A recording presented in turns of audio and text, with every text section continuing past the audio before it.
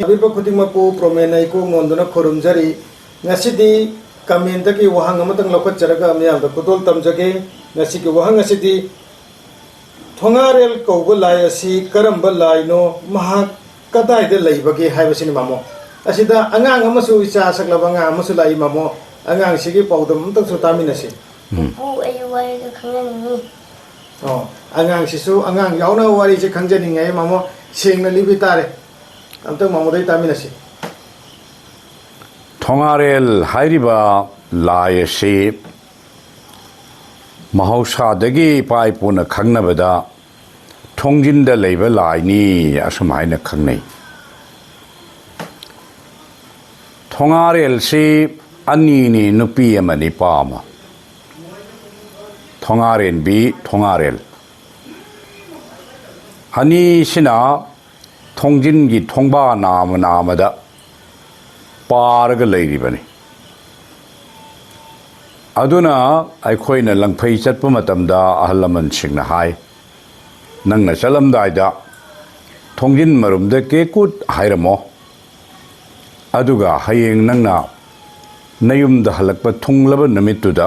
थोंजिन मरुमदा चंगगा Phong Phong हाइना मुक फोंगदो उ assume तौरबदी लंफैदा नाब येकप सिबना चिंगबा नंगदे हाइना अहलमन सिंगना चेतना थाजबगी वारी अमसु लैरमी असित नतना कनागुंबना खोइगी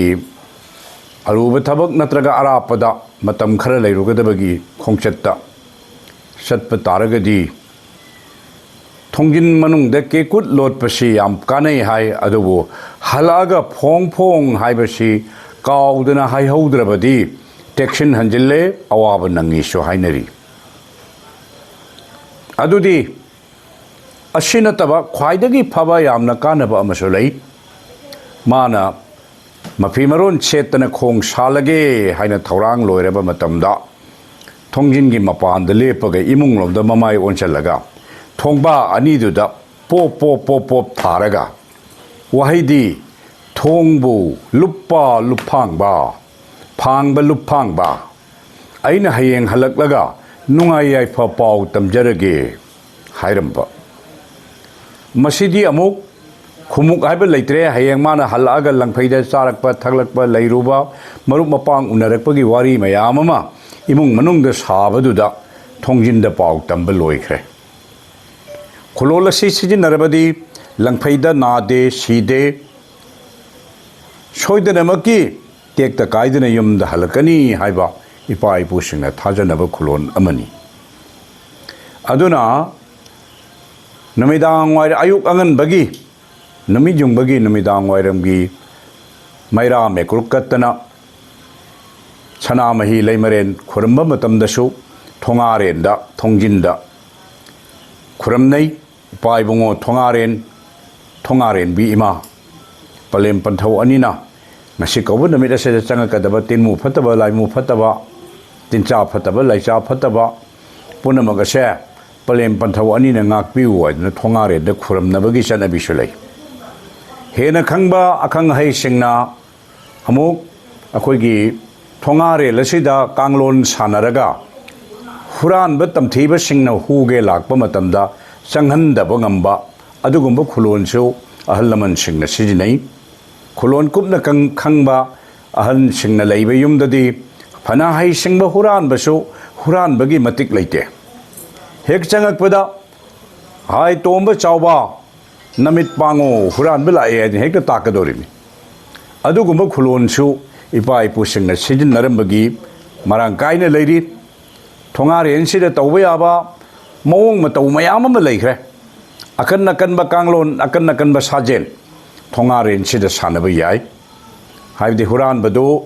संगुरबसु थोलकपा मतमदा इंखोल लाना चटपा ngamdaba adum leisillega dum leiba nongan bawo ururu leidna masisu थोंगारेनदगी हाइबदि थोंग पुरिबा लाय सिदा सानगदबा मदुगी खुलोन कांगलोन मयाम अमसु लैनै मदु अखंग है सिंग माइचौ माइनौ सिंगना सिजिनबा खुलाइनि अदुबो लोरिबदी थोंगारेन कौबा लाय सिगी मफम अनि सुई कर्म मफमदा वांगबरेन खाना चाव लमदम द लेरिबा वांगबरेन हाइबा लायसे मागे ममिंग से थोंगारेन कवी करिगी थोंगारेन कवी हारगदी अपोक थोंग थिंगदना असी थोंग हांगगा थवाई कया पुरगा चटखी असी थोंग थिंगबिरगा अपोक थोंग हांगदना ताइबंगदा मियोय कया पोली अपोक असिगी थोंग हांगब थिंगबगी मपू ओइरिबा वांगबरेन खाना चाव लाय असिगी ममिंगसु लैनुंग थोंगारेन तुबी निंगथौ पांचुम्बा वांगबरेन खाना चावबा हाइना खंगनरिबनी अदुना थोंगारेल अमगी लेफमदी इमुंगी थोंगिंदनी मरुइबा थोंगारेल असिना लेरिबा असेंगबा मफमदी अपोक असिगी थोंग हांगिबा थिंगिबा वांगबरेन खाना चावलम पोइरे लमदम सुगुनुदा अपोक थोंग असी थोंग हाइना लेरिबा मफम अदुदा थोंगारेल कौबा लाय असिना लेंदना लेरा हरगा अपोकपा नोंदम्बा असीबा नोंखाइबा असिगी थौरम असिसु थोंगारेल कौबा लाय असिना पूरी हाइना तेंतकना थमजरमगे।